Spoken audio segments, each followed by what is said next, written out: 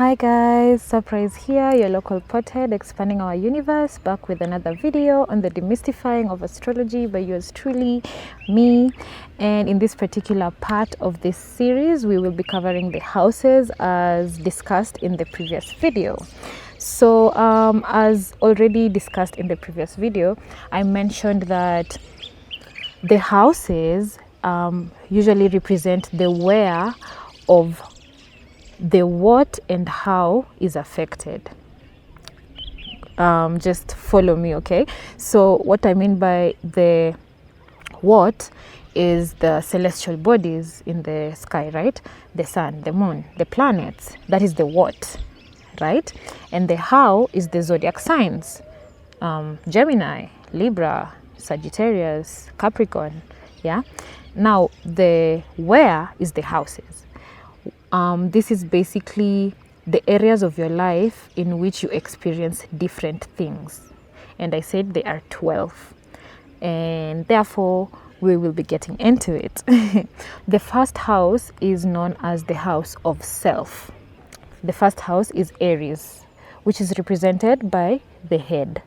If you can remember when we were covering the zodiac signs in part 2, we said that different zodiac signs also are represented on the human body by the different body parts. And Aries, the zodiac sign Aries, is the first house, which is represented by the head. This is basically authenticity. And as I have said, since it is the house of self, it also comprises of your rising sign. This is the sign that was on the eastern horizon of your chart. So the sun that was placed on the eastern horizon of your chart falls on your first house, which is also your rising sign. So your first house is your rising sign, which is the house of self. You remember when we were discussing rising signs, we said that your rising sign, or another name for it is your ascendant, is how you are presented to the world, how the world receives you, your persona. Okay? Let's move on to the second house. The second house is known as the house of resources, finances. The second house is represented by the neck, if you can remember from the zodiac signs. And the neck represents Taurus. So Taurus energy, yes, that is the second house. The second house is where we now become aware of our physical world. Because you remember in the first house, that is just how you are seen by the outside world, the first impression that the outside world gets when they get to meet you or when you get to meet them. And then in the second house, now this is where you as an individual, you start being aware of your physical world. That is why it is the house of resources and finances and things that you can touch, smell, feel. Yeah. The house that covers all your resources, both inward and outward. So your sense of self-worth, your core values, your relationship to your body, this is all the resources that you have, both inwards and outwards. It also covers what you value most in terms of material things like money and all that. Yeah. To close up the second house, I would say the second house is the house of sensuality, because Taurus is ruled by Venus, right? The planet of beauty. So sensuality and self-sufficiency, self-support. You remember when we said if Aries is authenticity, and then Taurus, the neck, is self-support, how you support yourself, how efficient you are with yourself. Yes. And then now we're moving on to the third house. The third house is the house of communication. And on your body, the third house would be represented by your shoulders and your arms.